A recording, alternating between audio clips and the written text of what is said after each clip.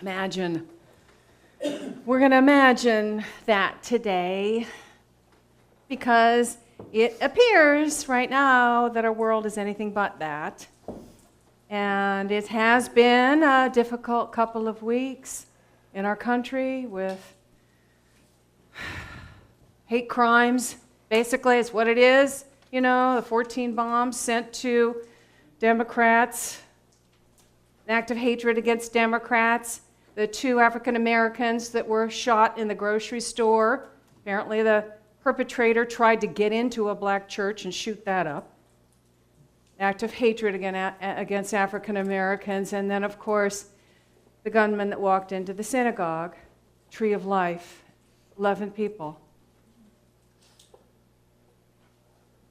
You know, it just makes you wonder, you know, how do we process this? How is this happening in our country in this day and age? And it just breaks our heart to see so much hatred.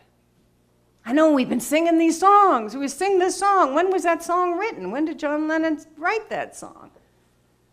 In the 71. 70s, yeah. So as people, you know, committed to walking a spiritual path, we ask ourselves, how do I process this? And, you know, more importantly, what do I do? What can I do?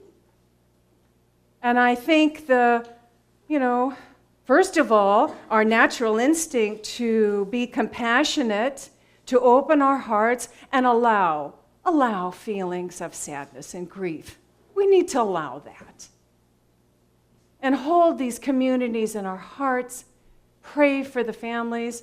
So thank you, Rosemary. It was such a beautiful prayer. You know, we get together in groups and hold communities and families in prayer, praying for our country.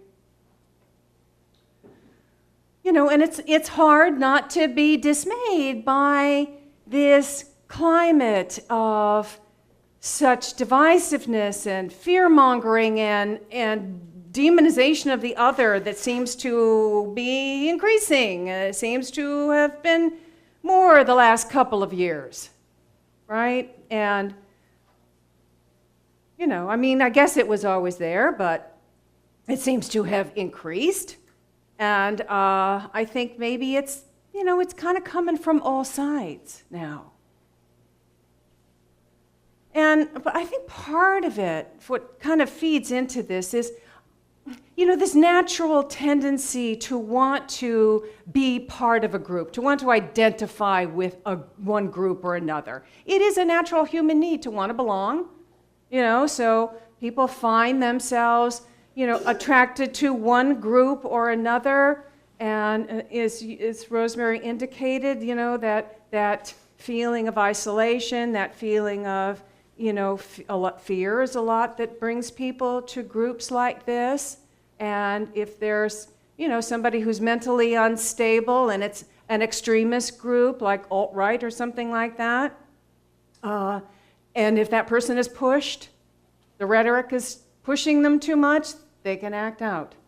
The day after the guy who was caught, who had sent the 14 bombs to the people who were outspoken against Trump, the New York Times came out with an article, and the article was entitled, "An Identity of Resentment."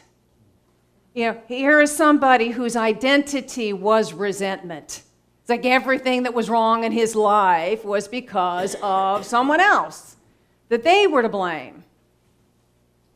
And that fear and that isolation and, you know, whatever mental stuff might have contributed to that. That's an extreme, obviously an extreme example.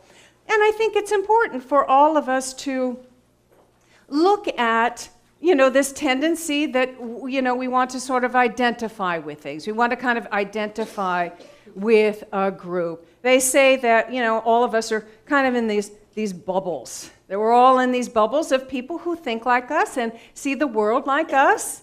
And, you know, that is reinforced by the pages that we like on Facebook and on social media and the groups that we belong to. And we get so in these bubbles that everyone outside of us becomes the other who think differently. They have different opinions. And, we might tend to think of those people as crazy or stupid or just bad people. So we want to sort of pay attention to how much I'm identifying. This tendency to identify with a group just kind of keeps us trapped. It's very limiting. I'm a Republican. I'm a Democrat. I'm a libertarian. I'm a Christian. I'm an atheist. I'm a pagan. I'm a unity person. Some of those may be true about us, but it doesn't have to define the totality of us, right? It doesn't have to define the totality of who we are. And, also we want to look at the labels that we give ourselves, because if we identify so much with a label, we can, watch that, see if it's sort of infusing the fullness of our life. So, if I have a label of, well, I'm ADHD, and I really identify with that, the underlying message for the rest of my life might be, don't count on me to complete anything. Don't count on me to focus on anything.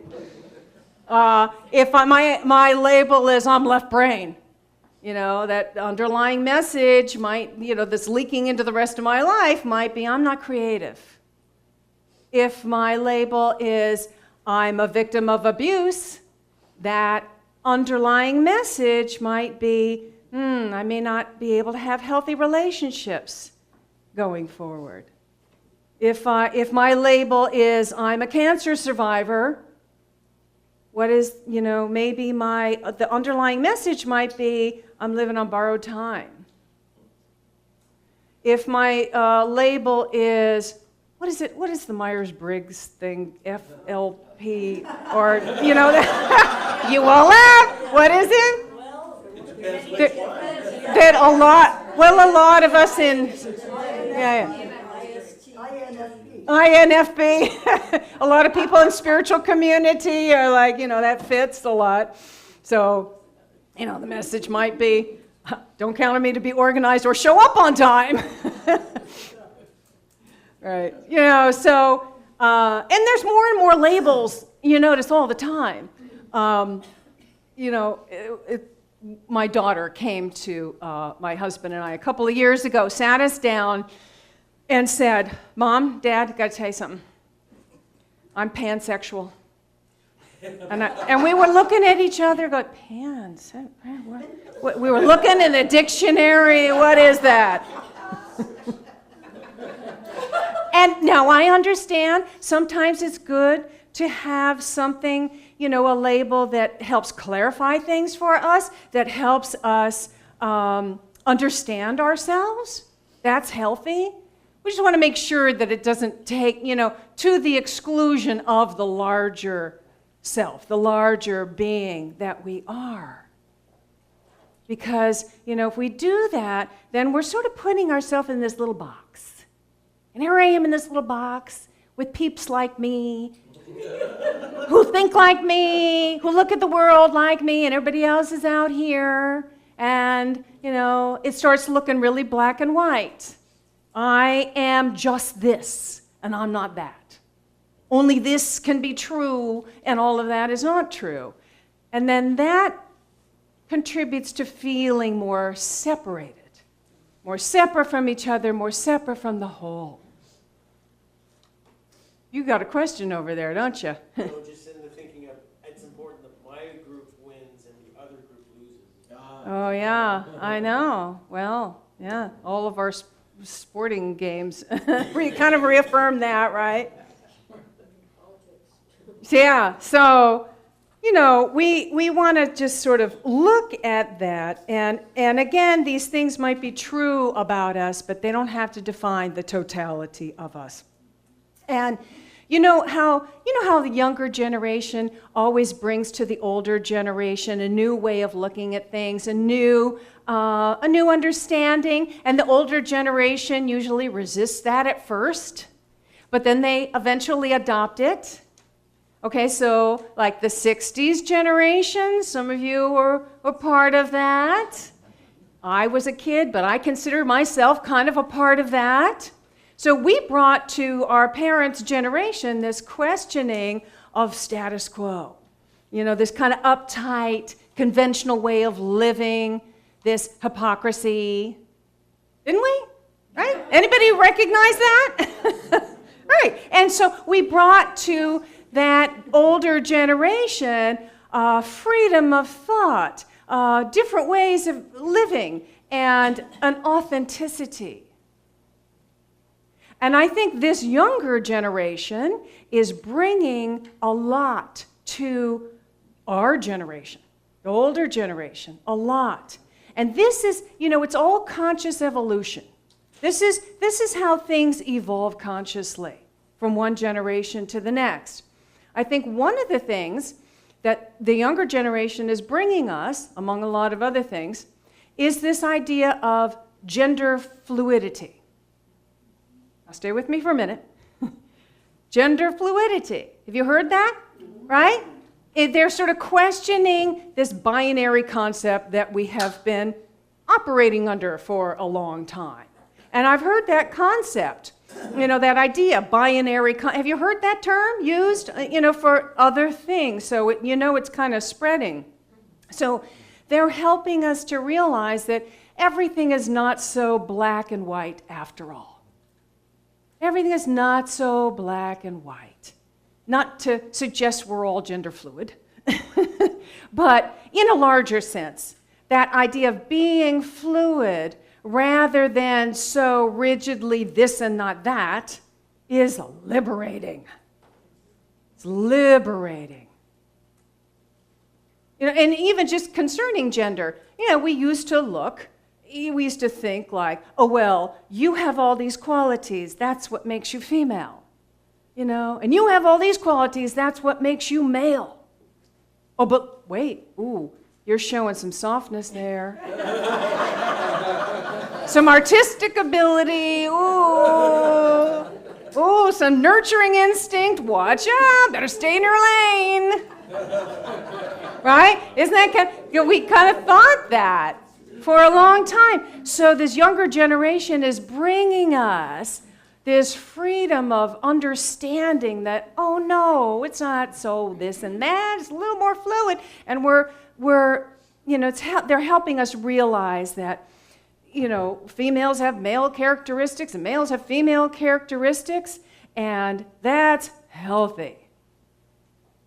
So can we take this idea of fluidity, this concept of fluidity a little bit further, and by doing that, soften this rigid idea of identity. Soften some of these identities. So, I'm a Democrat. I think most of you know that. But can I open to some of the ideas Republicans have? Yeah, I can. And if I'm a Republican, can I open to some ideas that Democrats have? I sure hope so. And if I'm Christian, can I open to some of the ideas that Muslims have about God? Or Native Americans have about God? Or Hindus have about God? Can I at least be open to appreciating the practices, the traditions that they have that give them a sense of the sacred?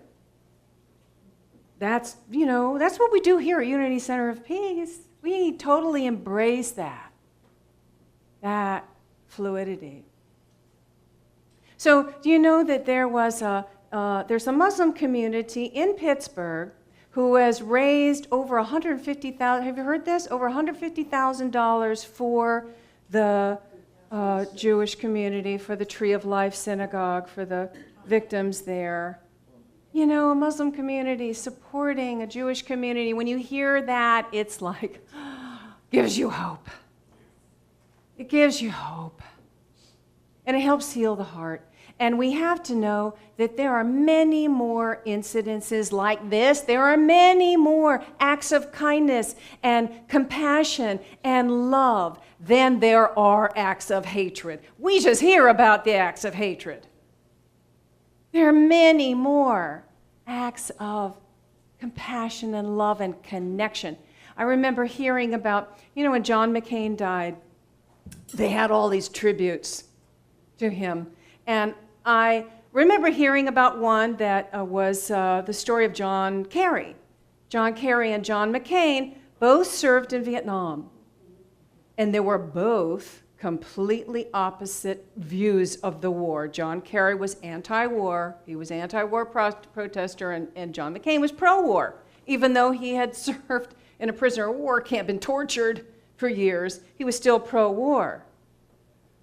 But years later, the two of them traveled together to Vietnam to participate in some healing efforts there.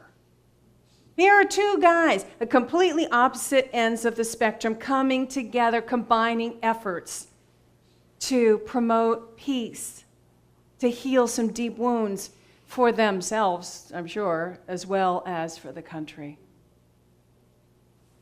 So when we step outside of this rigid idea of black and white and we become a little more fluid with it all, that's helpful. And that's a healing energy. And if the more and more of us do this, the more and more it's going to catch on. And the more other people will begin to step outside of their box and maybe hear another point of view. And the more, the less rigid we all are in our positions, the more fluid we become.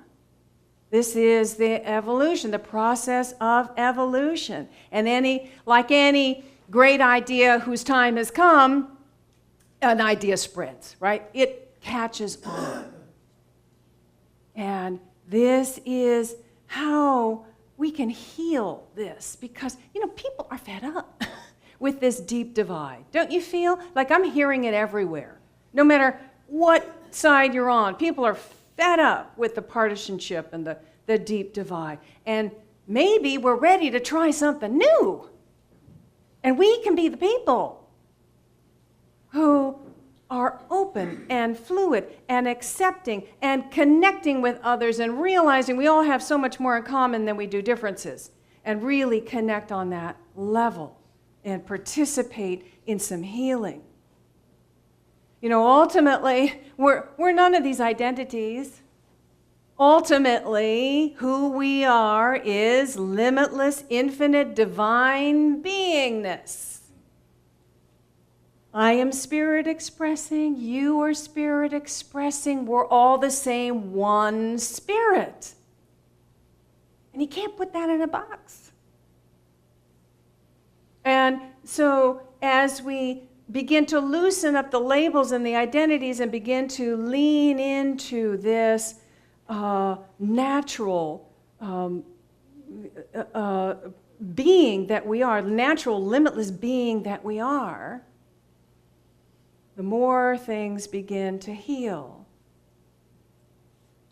So in the quantum world, a quantum unit can easily switch back and forth between being this solid particle and a wave.